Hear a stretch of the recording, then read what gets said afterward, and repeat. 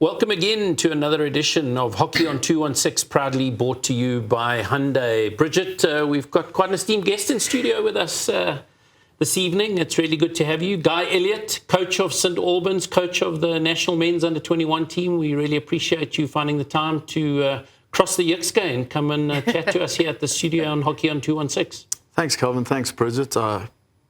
Thanks for having me. I really appreciate the opportunity.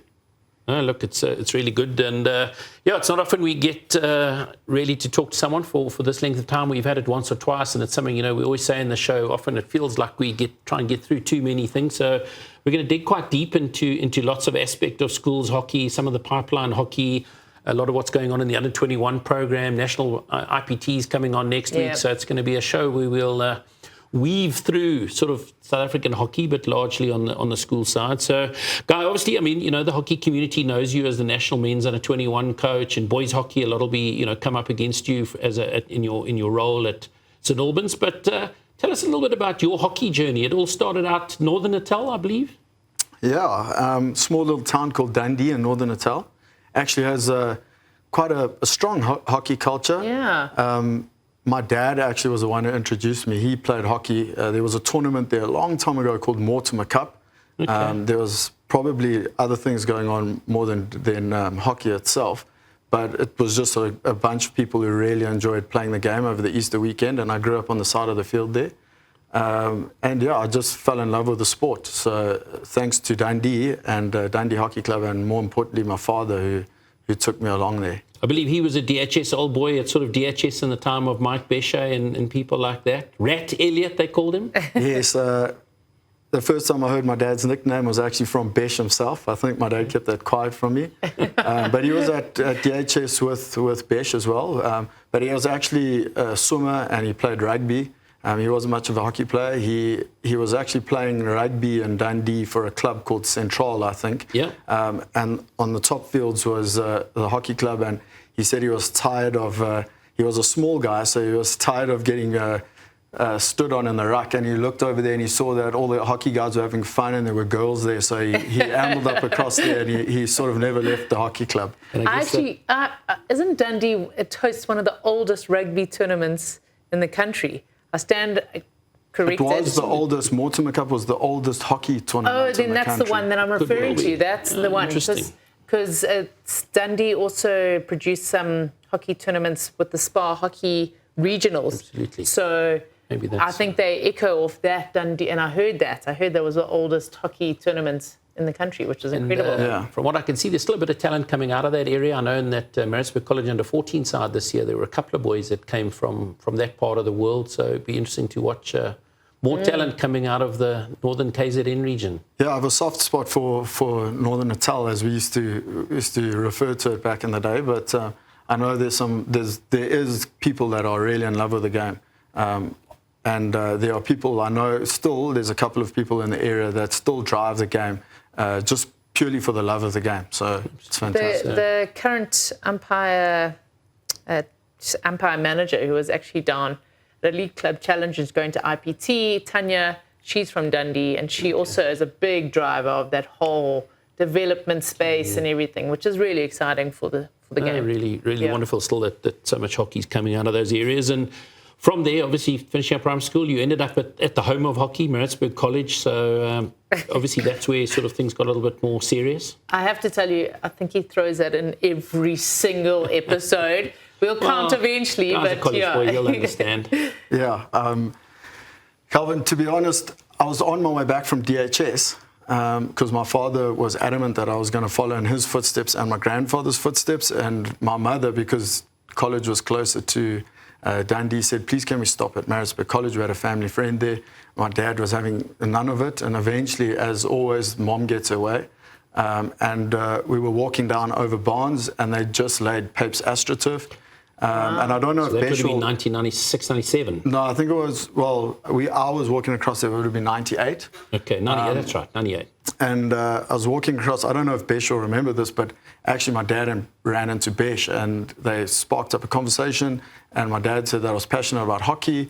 And after that, on the trip home, I think my dad conceded and he was like, Guy, really, if you do want to play hockey, I think Merittzburg College is the option. At the time, it probably was the better option. Today, it obviously might be a very different discussion Yeah. because DHS is really playing some great hockey in recent years. And I'm really grateful for that because I really appreciated my time at college. It's actually been a big part of my life. And I actually twisted my dad's arm, so he ended up being quite a staunch college supporter. It took him a lot of years, but eventually he was down on a Saturday at college with a college hat and not a DHS hat. I feel like they followed in Besh's footsteps. He also DHS with college eventually in his blood, and a fascinating story. And obviously along that journey, I mean, in sort of arriving at school, I mean, a guy that you're still doing a lot of work with, Devin van der Merwe, was in the same year as you as Merittzburg College. So you go back some time with him and obviously coaching in various national setups with him today. Yeah, Devin and I started at Merittzburg College in 1999. In fact, we found an old photograph when myself and him were coaching the SA under-21 side in our sort of under-14 year. We were sitting next to each other, very, very skinny. A few of the guys in the team latched onto that photograph, and it was a good laugh for them. But yeah, we've come a long way, and it's been great to. Obviously, we were at school together, and it's been great to actually be in the coaching space with him again. And now, obviously, after your Merittzburg College days, you studied education. So that is your sort of professional background. Although much as hockey sort of take you in a slightly different part of that education role, you are still a teacher, and you're still doing some work. I mean, as much as you coaching a first team, you're one of the few that's also still teaching. Yes, I still teach English. I do have a lightened load because of my hockey commitments and obviously my role within the boarding house.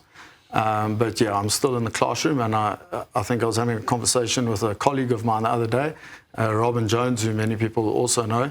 And I think there's very few of us around that are still actively in the classroom as well as sort of coaching first team. And I mean, or both you, I mean, Bridget comes from that background as well. Yeah, you know, I think there's a lot of value in that, is there, that people are actually teaching, not just simply there from a hockey perspective, but have that education background, that understanding of kids more broadly than just sort of on the AstroTurf. I've been a big advocate of it, and perhaps it's because of the school that I went to, because that was always one of the things. But I do find I'm certainly not against being in specialist positions. At times, often, I think, sure, I wish I just had the time to be able to do that. Sure, during marking time. Yeah, so I'm sure there are pros and cons to everything. But in the school that I work in, it's one of their philosophies is that they try and keep the sports coaches in the classroom as well, because it's part of the holistic education, and that's the model that they want, or the product that they want to put out. So as far as possible, I'm happy to do that. And I find a lot of value in understanding the boys, whether it's in the boarding house or in the classroom as well, because you know what's going on in their day. We all know that school kids are extremely busy nowadays, and it does help us in our coaching. You can keep boys in check when you're coaching them, because you know how they're behaving in school, whether it's good or bad.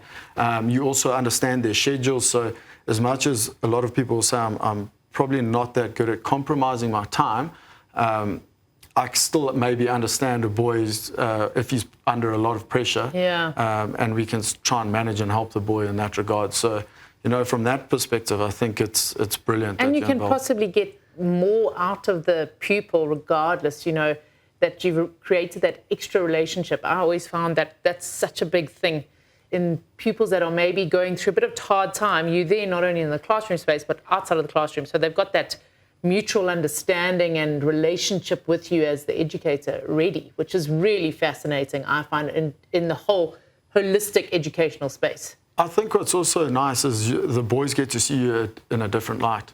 So, I mean, many of the guys will know when I'm down on the AstroTurf, I'm really about business. And for people outside of my circle, they see me in a certain way. And they sort of make up their mind about how I am as a person and a character. But I think if you came into my classroom, or you came into the boarding house, or in those settings around the school, the boys often see you in a different light, which is also important. Yeah. So they understand it a little bit better when you're out on the field. So obviously you go back to Merittzburg College, you're teaching. That's really where your coaching starts, from a sort of coaching side of things. Actually, when I just left school, I was waiting to go to England for a while, and my first coaching job was at Dundee High School, while I was sort of waiting at home.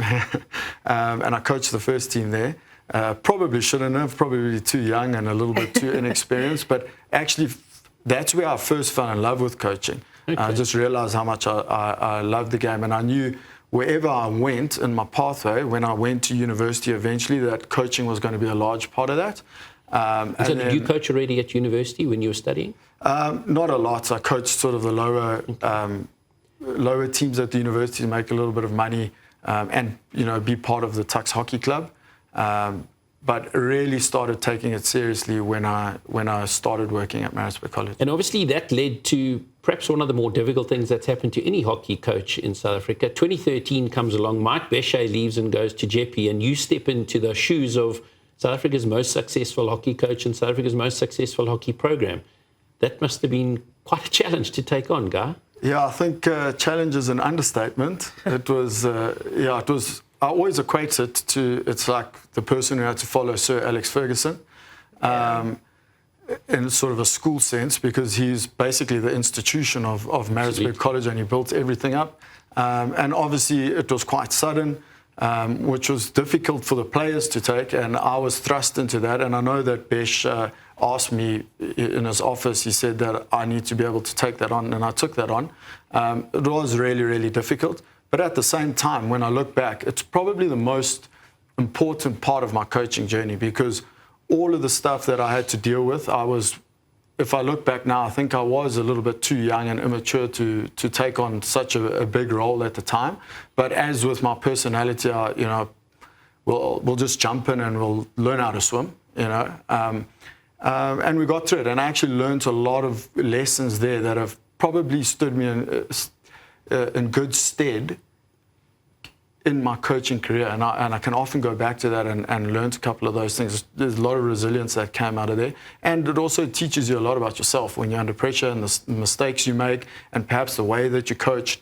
So when you reflect on that, it's been a very important part of my journey and something I really cherish. And I guess the first time that you came across some really talented players, and sort of Tyson Bungwana, Pibo Limbete, Tevin Cox, Sianola Chungu, so quite a talented group of kids that you had to work with, and some difficult ones there to manage as well.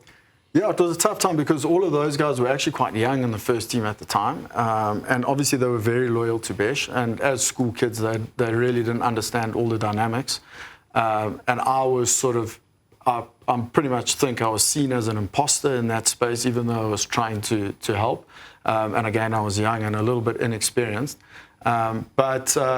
Yeah, eventually we got through quite a tough season there, but there were some really good things that happened in that season. And a lot of those players I've actually spent a lot of time with.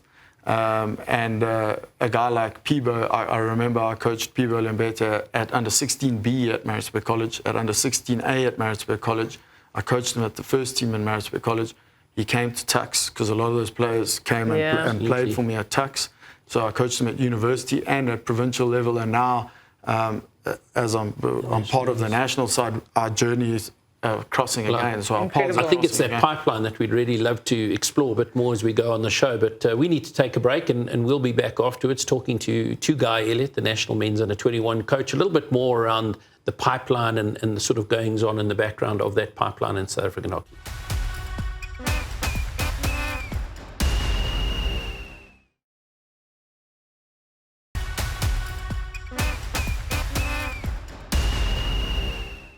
Welcome back to Hockey on 216, proudly driven by Hyundai. Bridget and I this week in studio have Guy Elliot, the national men's under 21 coach, the head of hockey at St Albans, and also teaching a little bit of English. Also part of the national men's team coaching setup as well, Guy. Obviously in that first segment, we were just talking a bit about your journey through and sort of taking over from Mike Bechet at Merittzburg College. Pretty soon after that, you might tell us why you moved to Pretoria and you moved sort of into a role at Uffy's with some part-time coaching at Tux. Yeah, Calvin, my fiance at the time, we met at university, and she's still head of sports science at Semley at the university. She obviously had a job there, and she I don't think there was opportunity in Pietermaritzburg for her to relocate. So I made the decision to move up to Pretoria, and I got the opportunity to work at Uffy's as their director of hockey. Now sort of married with kids, so good choice. Yeah, it's all worked out in the end, exactly. So that's brilliant. I really loved my time at Uffy's as well. I loved Merittzburg College. I really loved Uffy's. It's a fantastic school. really got on well with the staff there. And we actually had an opportunity to create something sort of new. Yes. They were sort of breaking into trying to compete with the They with were the top traditionally teams. a hockey, Yeah, so I had some nice games there. When we started, we beat KZ for the first time. We beat Rondebosch. Sorry, not Rondebosch. We beat KZN for the first time. We had a lot of good things going on at Affys, but at the same time, I was also coaching at Tux, sort of as the second team coach at the time. And then, as fate would have it, the opportunity came about to coach the first team and be a professional hockey coach in a university program. And that's sort of what ended my run at Affys. So. And some wonderful mentors there. I mean, originally sort of Dave Viney was coaching the men. Craig Fulton would have been the director of hockey. So that must have just been incredible for your sort of furthering of your hockey education with two wonderful people like that. Yeah, Dave was my coach at university for stints as well, which was great. And then I had the opportunity to work under him as his assistant coach. Frank Pretorius, who's also a national player, he was sort of the interim coach for a year.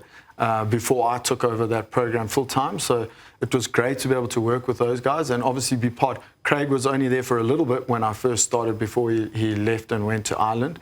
But it was really awesome to be able to pick those guys' brains in terms of hockey and how they went about their business. And it's actually quite funny now because I still play for Tux in the Masters set up on a Sunday morning, and in actual fact, Dave Viney is part of our team, and so is Frank Pretorius. So, cool. And if Craig, I think, was in Pretoria, he'd also be part of it. So it is great to also still go out and play on a Sunday morning and enjoy the game with those guys. And guys, sorry, who replaced you out of Affys? Because I feel like it was someone stepped into the Affys space who now is coaching internationally as Neville Rothman. Neville Rothman, thank you. Yeah. So, I mean, in a small environment of that nature, you've got six of the greatest coaches. hockey coaches, it was just incredible.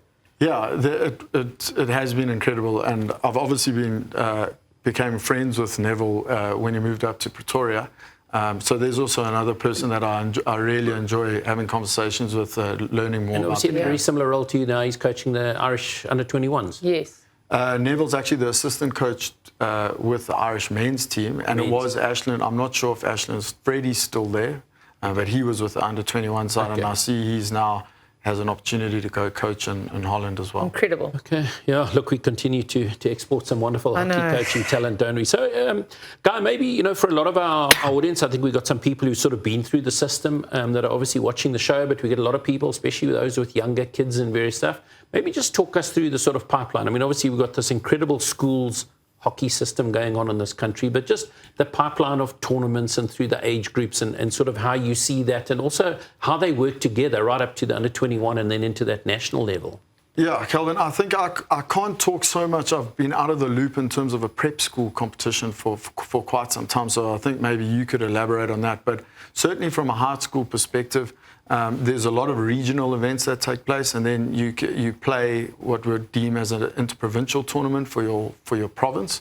At under 14, those are still regional, and then you would move through to under 16, where you would represent your province and your first fully fledged IPT, where all the provinces are partaking, and there's an A and a B section, and the same for the under 18 interprovincial tournaments, and those are really sort of the pathway or the starting points to your hockey careers.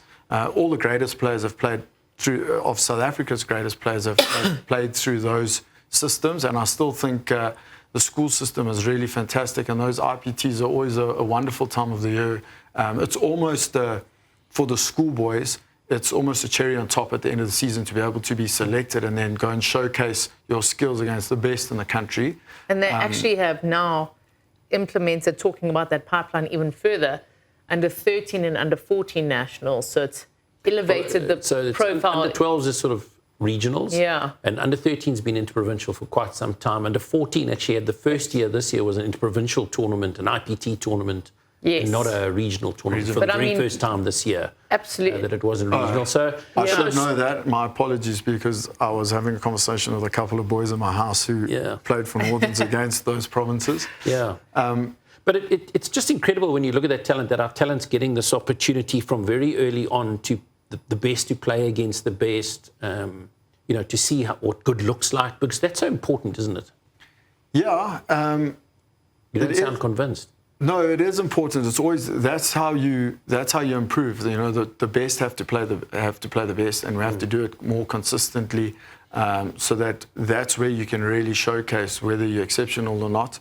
And also, exceptional catches up with exceptional, which is quite nice to see. So you might be exceptional at under 13, but everyone catches up eventually and pushes themselves to that point to be better and better so and just better. Early and late development. Yes, I think the gap certainly gets smaller as you go up, because people develop a little bit later, and perhaps they get exposed to more hockey at a high level through whatever their school or the institutions that they are at, and then they can improve. So that's great. And what's also great is from the under 16 level, you can be selected in an under 16A and a B squad, and that's really the first time sort of in our program where we start tracking players from.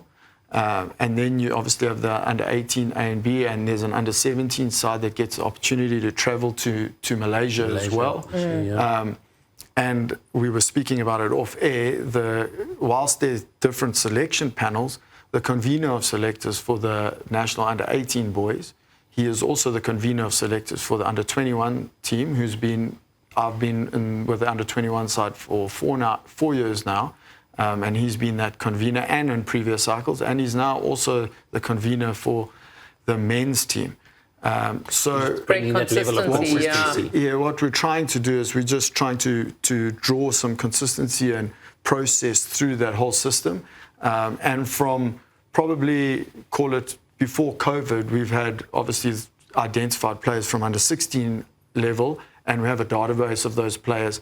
And Son, who's that convener, has quite extensive notes on every single player, where they are in the world, where they're playing, what their journey is, what their path is, because we felt, in the past perhaps there have been a few people who have been falling through those cracks. So even if you are a player out there and you think you're not seen, I can pretty much guarantee you that if you've been in any of those systems, Son knows exactly who you are and where you are in the world today.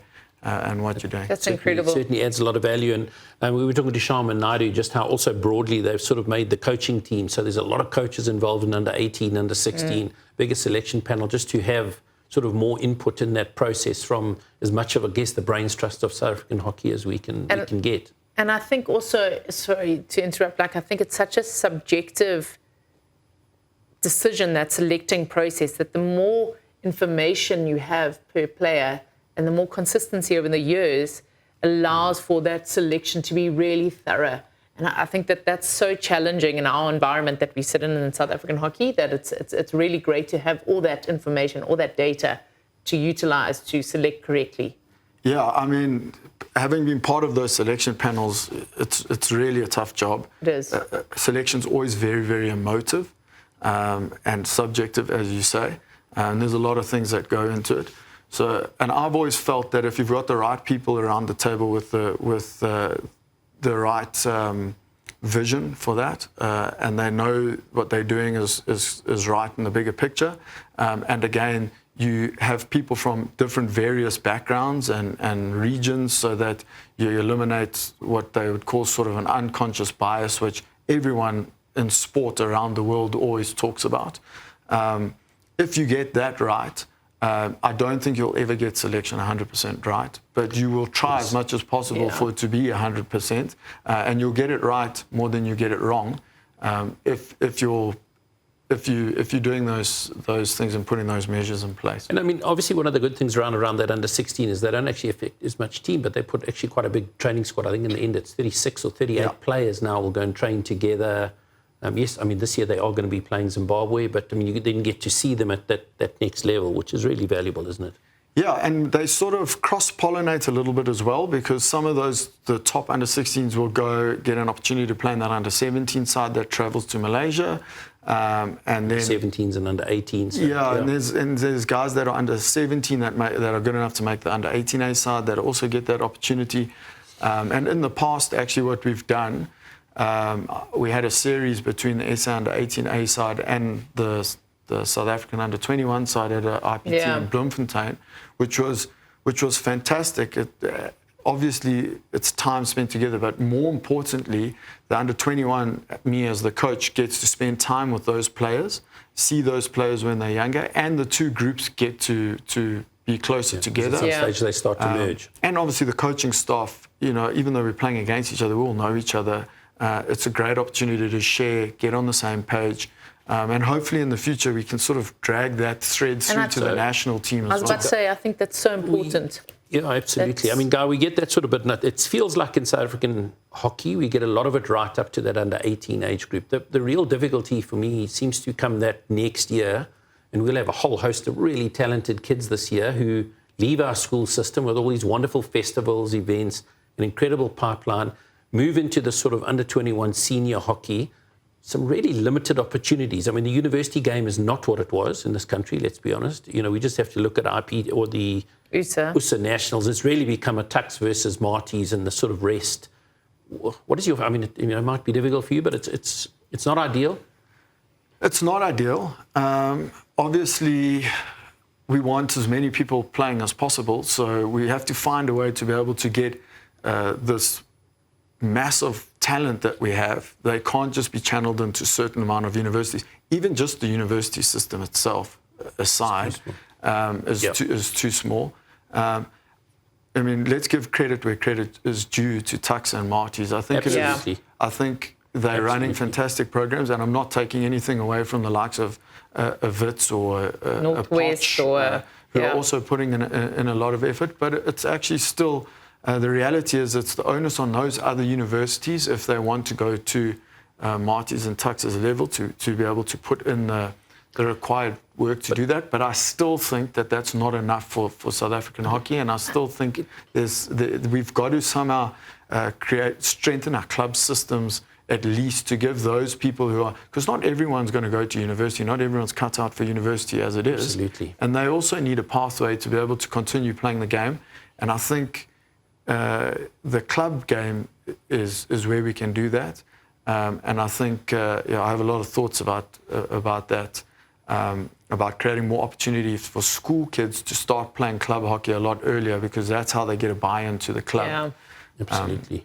And you wonder if the amount of hockey also, we've spoken about this before, but the amount of hockey that pupils are playing these days means, can they do club on top of that? Whereas I remember it being, it almost being part of your hockey career in many ways. Certainly part of the children around him.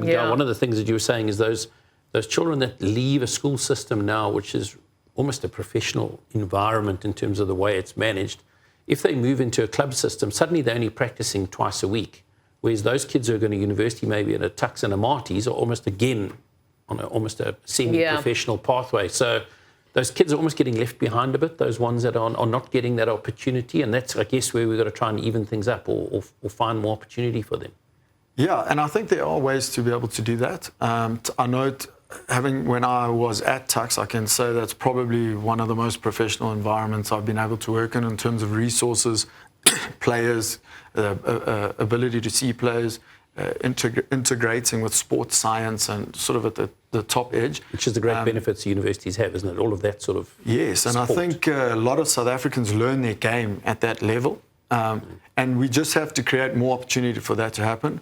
I think we should, it's always easier to sit here and just say I have the solutions. I don't. I think they're a lot more complicated than this. But I do think we need to create more competition, more club competitions or something that is worth something more.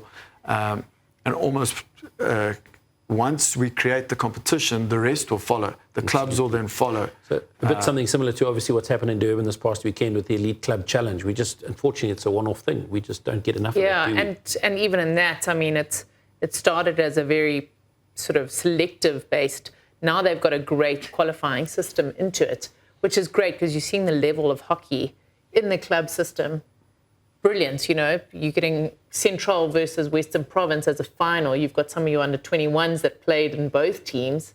It was a great game of hockey. And in that's what you're wanting to see. But we need more of it, to your point. We do need more of it. And one of the other things that's happening is a lot of the players are leaving South Africa earlier. I've always been a big advocate for learning your game first in South Africa and in the university system. But I can see why a couple of players like Ruben Senzel, for example, who've taken an opportunity to develop their game overseas, which I'm also personally not against. I think it's fantastic that you go and experience something new, and there's different ways of playing the game and approaching the game.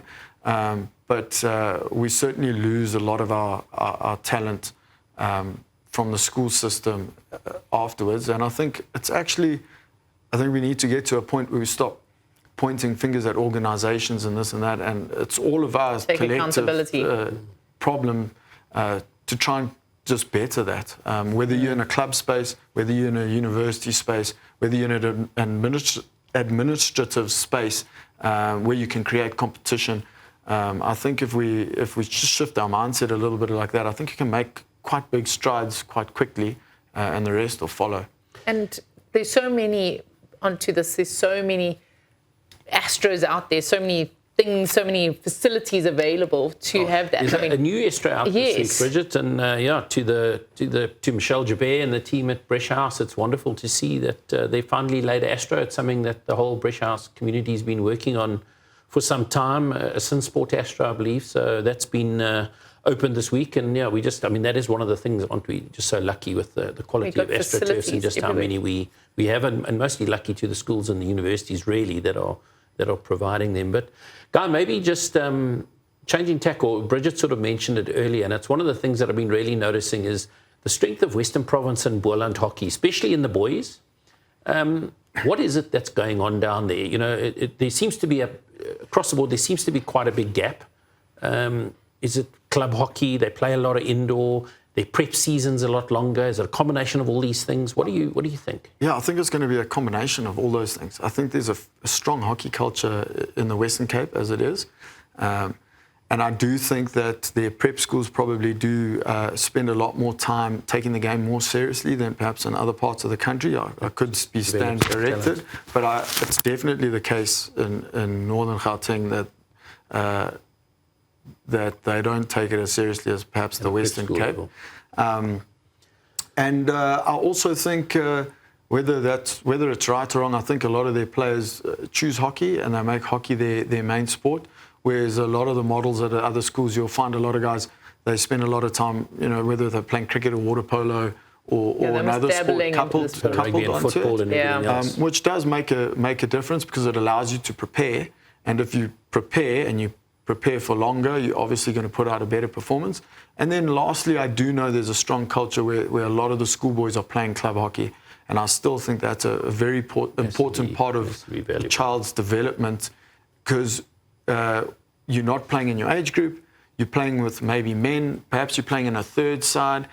So all the good, different coaching, every style, yes. It opens you get exposed to all the good and bad that comes with club hockey, which is part of the process as well, where you're a little bit sheltered at school. And sometimes, that's where you find the love of the game, when you're playing for the third 11 on a Sunday morning and there's two people coming down to watch, and you're playing with someone who might be 40 years old, who has international caps, who can teach you something when you're a 15-year-old. And I think that's also an important part of your development. Yeah. Well, we'll be back after the break, talking specifically about the Under-21 program and digging into a bit of Guy's plans for the remainder of the year with that national Under-21 men's team.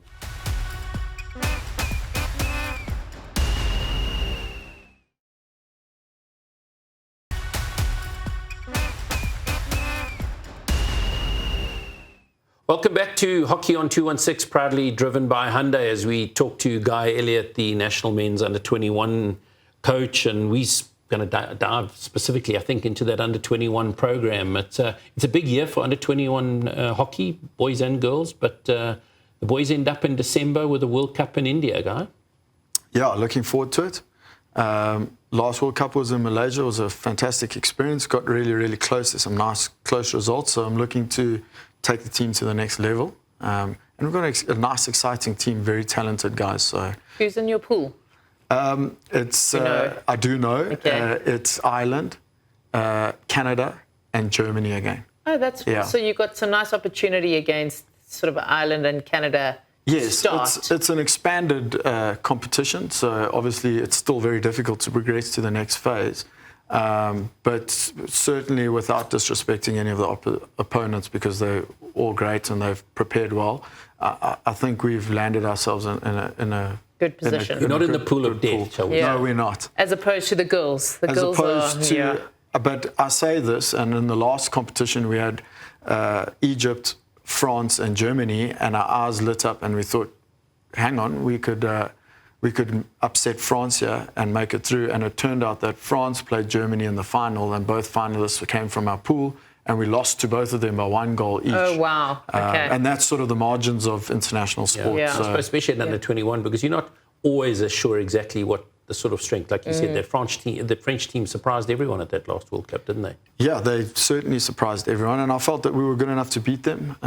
We lost 5-4, and that was only because we were chasing a goal difference to get ahead of them, because they actually beat Germany in their pool stages. Sure. Yeah, and again, we ran Germany very, very close in that game. So maybe that speaks to that sort of youth space. You know, they've clearly got a very good youth environment. So, obviously, preparing an under-21 team for competition at that sort of international level, when we sort of stuck right down here on the edge of the continent, it's not easy.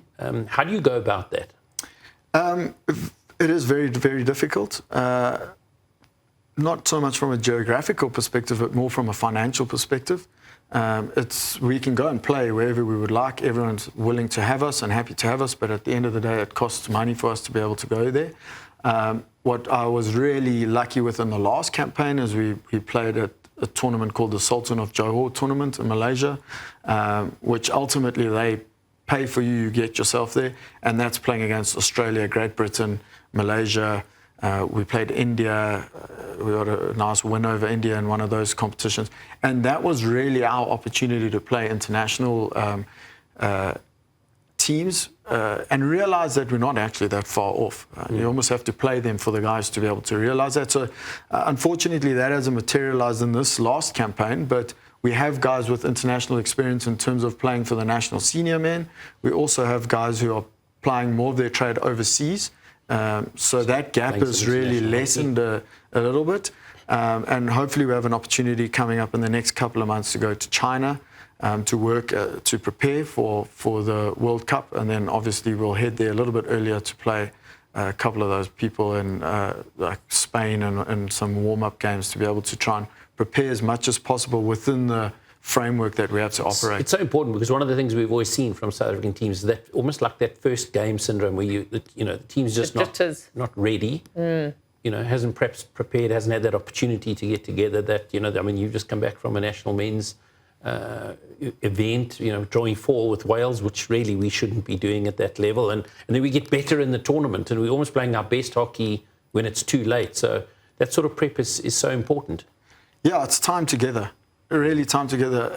I'm even saying I'm willing to sacrifice the games per se, but it's just spending time together. Sports is a process, and it's about so much more than just putting players on a field. We all know that at the highest level, and then it comes down to details. I mean, just in that last campaign where France played in an under-21 World Cup final, if I have my stats correct, I was chatting to the German coach. He said that they'd probably played in excess of 70 international games against the top nations, obviously France being in Europe, in their lead-up, and our side had played 10. And it's chalk and cheese. And to be perfectly honest with you, individually as players, we're not that far off. And we've produced some... Just the international experience. Yes, you have to play the best. Decision-making in that. You have to play the best against the best for consistently, over a long period of time. And that's going to make all the difference at the end of the day. We get some kind sponsors step up and maybe give you a shout over the next few months. That's how it's going to be. That would be a godsend. So you'll take those calls, guys? Yeah, I'll take any call. it's been a tough journey in terms of finances. And so honestly, I'm not sure how a lot of them are able to afford it or do it. Huge financial stress on players, which also you don't see that does translate into performance as well. And it does. I'm very cognizant of the fact. So you can't just go out there and organize everything because someone has to pay for it. So you have to be pragmatic about that, and you have to pick your battles. Absolutely. It's ultimately the biggest thorn in our side in terms of performance. And there are some fantastic players, not just talented-wise. I'm talking as human beings that are part of these setups. And I just love to see them flourish because they have the ability to do so at the highest level as well. I actually have to give a shout out. One of my many hats that I wear in the sporting space is managing the under-21 ladies, and kindly enough, coming down to IPT now, Hyundai have been so kind to just get behind us a little bit and help our journey, and have gifted us some big... Gifted you, or no, just not gifted. Left them for you for a week or two? Be very good if they're lending us 2 big Staria buses. And I mean, just small little things like that. There's space there if you come past. Yeah, we'll pick up you boys on the way through. But it's the smallest things like that make the biggest difference in the team. Already you see... like they're rising. Yes, they're just elevated. It makes a big difference. I always say the problem that we have is our mindset is 0 to 100. So we think you must either get fully funded or not, but every little bit helps. Absolutely. And it doesn't have to be fully funded, whether it's transport here or anything, balls or whatever the case may be. Anyone out there who can help the national men's and under-21 women's teams next week? They're both playing in the IPT down in Cape Town. I mean, that is part of the prep. So at least one thing South African hockey has managed to get right is to get those under-21 teams to play together at our IPTs. You're the defending champions, Guy, going into next week. So, incredible. What's the plan? Try and defend it, first of all. No. It's great to go to an IPT with the under-21s, and play against everyone. This year, I've looked at the teams. It's going to be a really, really strong IPT. I've always said that I don't think the under-21s should be winning that competition. And I'm so glad to see how strong the teams are this year.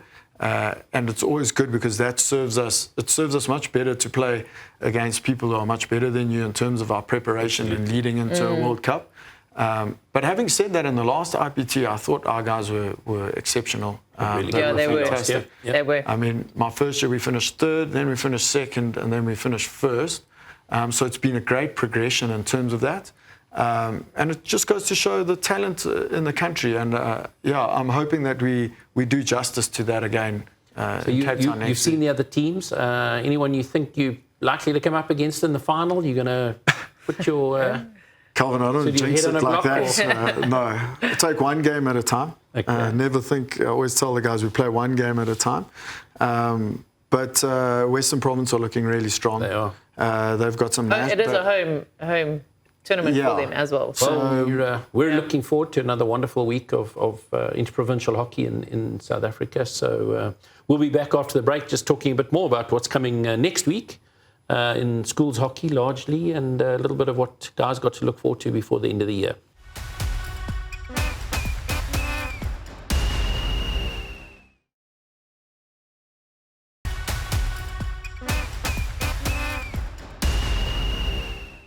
Welcome back to Hockey on 216, proudly driven by Hyundai. We were just before the break talking about the senior IPT that's taking place in Cape Town next week. Guy seems to think that it's going to be the SA Under-21 men against Western Province in that final. You've got to back your own boys. Obviously I'll back my boys. Chances are it'll be Western Province that you'll be up against. In your view, they're probably the strongest looking outfit, I think, to all of us. Yeah, on paper, certainly. Absolutely. And at the moment, that's all we've got to go on is paper. Bridget, in the ladies, you've got the Under-21 ladies playing there. I'm not sure where they finished last year. We finished 5th, I want to say. Okay. Yeah, I think it was 5th. So what are you calling? Are you going to put your head on the block? I'm going to say that the under-21 girls, it will be nice to see them stepping up a little bit higher, playing maybe for bronze. And need to be in the middle. Need to be in a semi-final. yeah, I think it's important for the under-21 program, and I think they're capable of it, which is great. I think that it's going to go Province's way. They've got a really good side. That's home tournaments. They've got some great talents in their setup. You know, if you're getting led by Cornita Bobbs, I mean, she's a great leader. She's got heaps of experience. So they're likely to make a final. Who they play in that final, it's still a question mark for me on who they're up against. So we'll wait to see. Where do you think it's coming from? Southerns? Northerns? I think Southerns is going to be... Yeah, it's Southerns. I'm going to throw Southerns Province final. Seeing as most of your playing colleagues are all in that Southerns team. Yeah, and there's some internationals coming back to play in Southerns. So, anyway, so yeah. we're looking forward to another wonderful hockey of interprovincial hockey in South Africa, the sort of pinnacle of the game in the country as it currently stands. So it hasn't been in Cape Town for a long time now, has it? So it's nice for it to be back in the Western Cape. And Hartley Vale's just been relayed. Plays along, and Bridget, SuperSport schools are broadcasting it or producing it, but it's being done for SuperSport. So for those who are wanting to watch IPT, it'll be on SuperSport next week. Yeah, Variety 4, and I'm very proud of my team. They're going to be producing the whole tournament. So up to you're the biggest producer of hockey in the world, Bridget. No surprises there. Yeah, very proud of them. So good luck. Obviously, our school holidays have sort of largely, from all the different schools, the IPTs, we've been through that. We're into sort of the back end of the winter term for some of the 3-school private schools. For the government schools, we're going into that interesting third term, which is always an interesting phase. Been school holidays, but it does mean that we're back to schools hockey this year. And maybe before we get into what we can expect this week, you're also still a coach at school. The St Albans team, they had a really good season, we thought, this year. There were a couple of games where they really stepped up, and you must be very proud of what your boys have achieved this year. Yeah, I really thought that they played above their potential. 1 or 2 lopsided results, but if you get context on that, you'll understand. But the guys played really well. Got a nice result against Pretoria Boys High, I thought was our most clinical one. And then also we got a victory over DHS. As well as I thought we had a really good game against Garsfontein, who have done really nicely, and that you can see the northern sort of results at IPT as well. So a lot of little youngsters in my side, they stepped up. 2 making under 16 national teams. Yeah, as 15-year-olds. Yeah. And there's a lot more that we have that are going to come through. So actually, I'm really excited about St Albans hockey in the next couple of years. Yeah, great season for those guys. I really thought they performed above certainly what I expected. Yeah. Notice a few senior players, a young Van den Aardweg leaving, De Turt, your player of the year, had another wonderful season for you. Yeah, De Turt at the back there, he was the rock. He was one of those guys, he became player of the season because he did all sort of the work that no one really sees, none of the flashy stuff. You know, I left that to the 15-year-olds. But really, he was sort of the base that we were able to play off. Hardly came off the field, so fantastic season. So, Bridget, we're back into Hyundai Friday Night Lights this weekend, and this Friday it's from Northwood. Yes. On the Jones Astro up against Glenwood. Hopper State. There's a Hopper 7. Hopper 7 is the under 16 game. Hopper State will be the first team game in that encounter. Live on channel 216, live on the SuperSport Schools app, live on the SuperSport Schools app, on the SuperSport Schools channel on SABC Plus. So yes, really exciting. Guy, any views on that game? If you had to pick a winner, Northwood versus Glenwood. Yeah, I'm going to have to go with Northwood on that one. Just over the last couple of years, Northwood have been really strong. I know Justin has put in a lot of time and effort in there.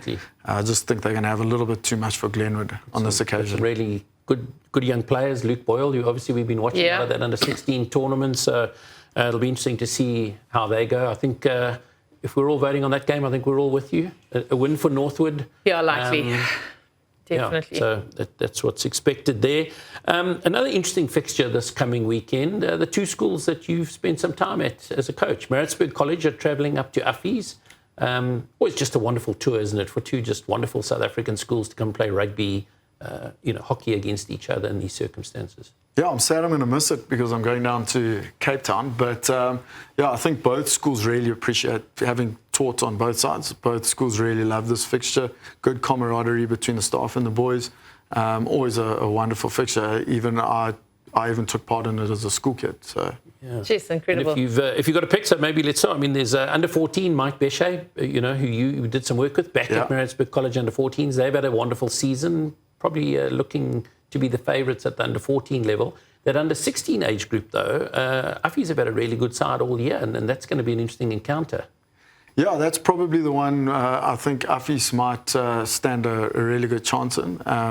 Although probably all the fixtures, it's tough to play in Pretoria. Very tough. Yeah. So, but yeah, I think Uffies have a good chance at getting a win at the under 16 level. And then obviously the first team encounter, you're going to pick us a winner there? Yeah, I can't go against Merittzburg College. I'd get drawn and quartered in the old boys group. So I feel like the two college boys. Listen, I'm going to have to give Uffies love. Yeah, I think it's going to be tough for them. Coming to Pretoria. Yeah. I mean, you would think, just given the form this year, the quality of Jackson, Limbete, and Lamini, some of those other players in that Merittzburg, that they might just have too much quality. But I've watched that Uffies team play this year. Some big, strong boys. They're fast, they're quick, they're committed. They're certainly not going to give it away. And then there's that thing, altitude. Yeah, might just come into play.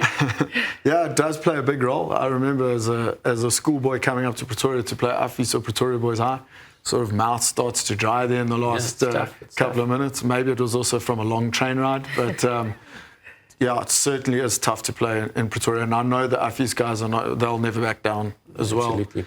So it's going to be actually, I think it's going to be a great fixture. Yeah. And perhaps then the other sort of key fixture for the weekend, King Edward VII School from Johannesburg are also Pretoria making their boys. way to, playing against Pretoria boys. That's pretty evenly balanced. Yeah, that's going to be a tough one to call.